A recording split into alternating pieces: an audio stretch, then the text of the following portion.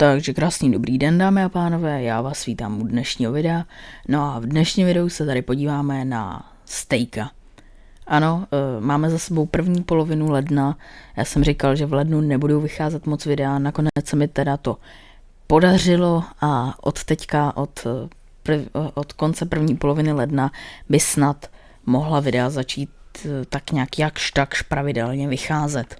No a začal bych něčím, co tady už tak nějak od začátku ledna, nebo od začátku mé neaktivity začalo vzrůstat a teďka myslím, že se to už tak nějak zase jako trošičku uklidnilo, ale je to dlouhodobý problém, který má tady právě steak. Celý to začalo tady tím videem reakce na starý vzkaz, co jsem nahrál blablabla do budoucnosti. Mě tady to video poněkud zajímalo, protože když se podíváte tady na tu náhledovku, tak tam vidíte nějakýho mladýho steaka, tak jsem očekával, že to bude třeba, já nevím, 5-10 let starý vzkaz, který si prostě nahrál něco, jako udělal MrBeast, že si nahrál do budoucnosti video a potom na to o 10 let později zareagoval. Nicméně tohle to byl clickbait, bylo to prostě klasický rok starý přání, který steak dělá, prostě je to taková tradice novoroční, že zareaguje na své cíle, na své předsevzetí a podobné blbiny, takže to byl zkrátka dobře clickbait, což není ten hlavní problém, to prostě youtubeři dělají a pravděpodobně i dělat budou.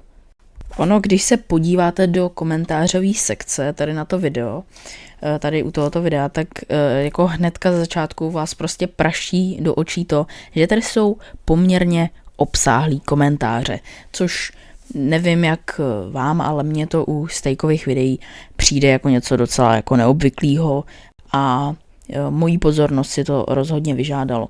Tak jsem si začal ty komentáře tak nějak číst a všiml jsem si pár věcí, které se opakujou a s kterýma já jsem sám schopný se stotožnit. Mě by zajímalo, jak dlouho budeš o hubnutí a zasnoubení jenom mluvit. Buďme k sobě upřímní, steak prostě v každém tady tom videu, kde rekapituluje ten rok a kde říká, jaký předsevzetí splnil a jaký ne, tak mluví o tom, že už určitě požádá tu svoji holku o ruku, že začne hubnout, že prostě bude úplně masivní progres během toho roku, což jako se vždycky tak nějak nestane. Steakovi se sice podaří splnit dalších 50 000 sidequestů, ale tady to nikdy. Co se týče toho jeho zasnubování, tak si myslím zase na druhou stranu, že do toho fanouškům jako absolutně nic není. Je to prostě něco jako jsou parasociální vztahy. Když už se to jednou ten influencer rozhodne, že to bude dávat veřejně, tak pak se nesmí divit, že to opravdu ty fanoušky zajímá, obzvlášť nějaký takový ty hardcore fanoušky, že opravdu to řešejí a jsou schopní plýtvat svůj čas na to, aby dávali úsilí do toho, aby přemluvili steaka, aby požádal svoji dlouholetou partnerku o ruku. To už je potom jako věc další, už je docela extrém. Ale co se týče toho hubnutí, tak zatím je to jako relativně ještě sranda mně přijde, ale ono potom už se steak začne, pokud teda opravdu se sebou nezačne něco dělat, tak se steak dostane do vah a do prostě problémů, který začnou ohrožovat jeho zdraví a myslím si, že to už potom taková sranda nebude. Takže obě dvě tady ty věci jsou jako víceméně jeho věc, do který fanouškům nic moc není, ale přišlo mi to jako takový dobrý za zmínku, že tady to ti fanoušci taky vidí.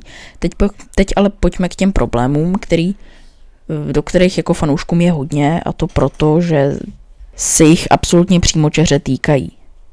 Nazdar stejčku, koukám, že ti tady lidi dávají celkem sodu a upřímně moc se jim nedivím. Působí to, jako by se točilo pořád podle stejného kopíráku z minulého roku a z kdysi nadšené tvorby, která šla od srdce, jeden spíš business, samé reklamy, produkty, spolupráce. Jen připomínám, lidi se na tebe koukají kvůli tobě, ne kvůli slevovým kódům. Nezapomínej na to, protože přesně tohle ti vadilo na Fizim a ty si to ještě posunul na další level, kde už to ohrožuje tvoje vlastní zdraví a to fakt nestojí za to. A pokud to někdo dočetl až sem, lidi, co je vám do toho, jestli se Smarťou vezmou nebo ne, to je čistě jejich věc a musí to cítit oba. Vám do toho není vůbec nic. Drž se steaku, každý si občas musí připomenout, proč to celé vlastně začal. Musím říct, že to je velice jako hezky napsaný komentář a tak nějak to shrnuje to, co já cítím.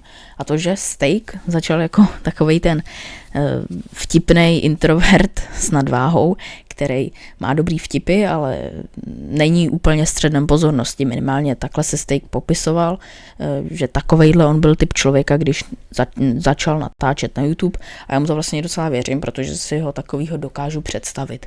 Ale buďme k sobě upřímní, za poslední rok a půl natočil víc videí s ostatními youtubery než sám se sebou, což mimochodem i v tady tom videu on sám říká, na které se jako nebudem dívat pravděpodobně, protože nám bohatě stačí ty komentáře.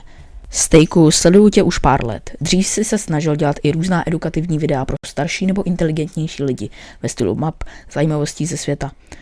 Teď mi připadá, že se snažíš mrmocí vyrovnat fyzimu a točíš content, který zajímá převážně 10-11 leté děti, ale asi to nese pořádnou cinkačku. Viz ty různý poznámky ze školy, kde největší sranda byla, že si nějaký vypatlaní dětičky pustili Eriku a přitom dělali to, co rád dělá Flipturek. Jo, já to nemůžu přečíst. V alkoholových přiznáních je to převážně o tom, kdo kde kam nablil, či jak se kde posral. Videa s ostatními youtubery jsou fajn, když jde třeba o hru Kdo jsem a podobně, ale nemusíš je opravdu tahat do každého videa. A to je problém, který štve především mě.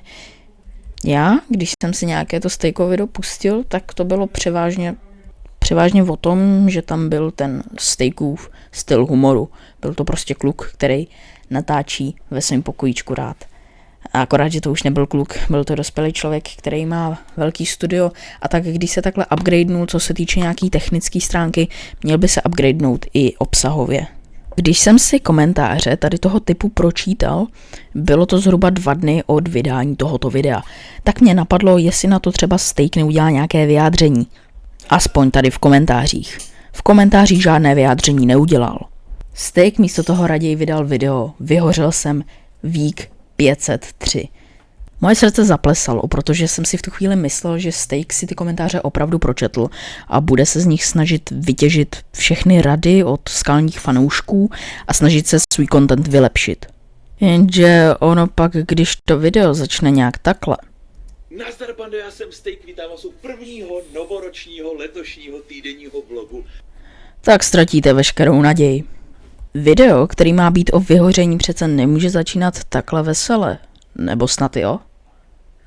Ahoj Steaku, jsou clickbaity, které asi pochopím, ale téma vyhoření není úplně vhodný. Člověk, který si tím prošli, jsou na to citlivější.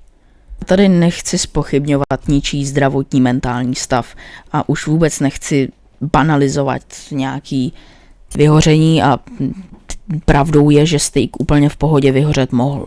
Však já nevím, jak dlouho natáčí, přes 10 let, a od té doby si snad ani jednou nedal pauzu, co já vím. A vydává asi denně. Není pak divu, že člověk úplně jednoduše vyhoří, ale nevím, postavit na tom video, který se doslova podle toho jmenuje, a potom ho začít takhle vesele, je prostě debilní. Opět to video si nebudeme pouštět, tak nějak jsem si ho proklikal a Steak v něm obhajoval věci, do kterých prostě lidem nic není. To, jestli se vezmou s tou jeho přítelkyní teď nebo za 5 let, to může být kdejakýmu fanouškovi úplně jedno. Ale to, že se snaží svým, třeba dejme tomu 15letým fanouškům cpát obsah pro 10letý děti, je trošku moc. Vesměs pociťuju to, co tady pan komentující. Ahoj, trošku mě mrzí, že jsi se nevyjádřil k těm komentářům z videa, které jsi zveřejnil 1.1.2026 a které se týkají tvorby. Chtěl jsi zpětnou vazbu, lidé ti tam napíšou a ty ani slovo. Podle mě jsi teď obhajoval věci, do kterých nám nic není. Jak tvé zdraví, tak vztah s partnerkou. To je čistě vaše věc a každý, kdo má alespoň dvouciferné IQ, se do toho motat nebude. Přeji vám hodně štěstí. Ale nad tvou tvorbou bych se opravdu zamyslel. Sleduju tě už asi 13 let a chybí mi například 20 fotek a ten Steak, který je přirozeně vtipný a ví, kdy a co má říct. Poznámky, přiznání a tak dále měly mít tak maximálně 3 díly. Od té doby se vše jen opakuje. Blablabla, blítí, sraní. Plus kanál se jmenuje Steak, tak byl upřímně rád, kdyby většina videí byla jen s tebou. Vidrail a Bender jsou super, s těmi jste kámoši a je na vás ta pohoda a přátelství vidět. O zbytku se to říct nedá. A pro ty, co chtějí říct, ať se na to nekoukám, ne, steak chtěl zpětnou vazbu, tak ji dávám. A steaku není to hejt, budu koukat dál, protože mě bavíš ty a často mi zvedneš náladu. Jen bych byl nejradši za jakýsi reset a trochu návrat ke kořenům. Absolutně zasloužený like. A lidi tady mimochodem taky souhlasí. To je jedna z věcí, na kterou jsem nakousnul už na začátku tady toho videa a jednoduše mě štve, a to, že prostě steak možná za rok 2025 vydal míň videí, kde byl on sám, než videí, kde byli ostatní youtubeři. Což není špatný, kolaby bývají zábavný, bývá to něco, co vás jako zaručeně odreaguje, ale dělat kolaby úplně s každým, nevím no. Jestli mě někdo ve steakových kolabech vyloženě iritoval, tak to byl třeba Creep. Přijde mi, že od sebe nemůžou být dál, co se týče nějakého kontentu a nemají k sobě prakticky žádnou cestu. Nevím, proč by se zrovna tady ti dva měli kamarádit a na kameře spolu číst trapný přiznání ze školy. Plus teda další věc a to, že tady má jako spoustu videí, které jsou nějaká spolupráce a popravdě už jsem dlouho od Steaka neviděl nějaký video, ve kterém by nebyla žádná reklamní přestávka. Úplně takový asi poslední video, který mě tady na tom všem nejvíc mrzí. Jako tady video musí mít na operaci, to je taky jako zajímavý téma, ze kterého udělat název videa. Obzvlášť, když to není jenom o tom, že jo, a jako tady už 2 week vlogy v podstatě vyšly jenom jako 2 týdny po sobě, jenom o nějakých steakových zdravotních problémech, což asi třeba jako vypovídá o tom, že je čas na nějakou změnu. A mě štve, že steak vyžaduje nějakou zpětnou vazbu a když ji dostane, tak na ní sere. Nebo třeba jako něco chystá, já jsem od té doby žádný videa jako neviděl, ale vzhledem k tomu, že opět vyšlo nějaký prostě kolab, tady otevíral zásilky a tady jel opět prostě s jeho partnerkou někam, jo, nějaký další week vlog, tak nevím, jestli došlo k nějaký převratný změně. Pokud jo, tak se steakovi omlouvám, tohleto video je potom asi docela k ničemu, ale minimálně na první pohled žádná změna vidět není. Žádný oficiální vyjádření nevyšlo, nic takového, takže jako pardon, nemám čas sledovat úplně všechna steakova videa, obzvlášť když prostě vychází denně. No nic, já vám děkuju, že jste se podívali tady na to video, možná mě někteří steakoví fanoušci, který tady ty jeho problémy přehlížejí, jdou teďka ukamenovat v komentářích, takže prosím, zkuste si to video, když tak pustit ještě jednou. Snažil jsem se být co nejvíc objektivní, to šlo. Několikrát jsem se tady i steaka zastal, aby se fanoušci nesrali do věcí, do kterých jako jim nic není. Takže ještě jednou děkuju vám, že jste tady to video dodívali do konce. Napište mi do komentářů váš slušný názor, prosím vás. Mějte se hezky a snad někdy příště, čau.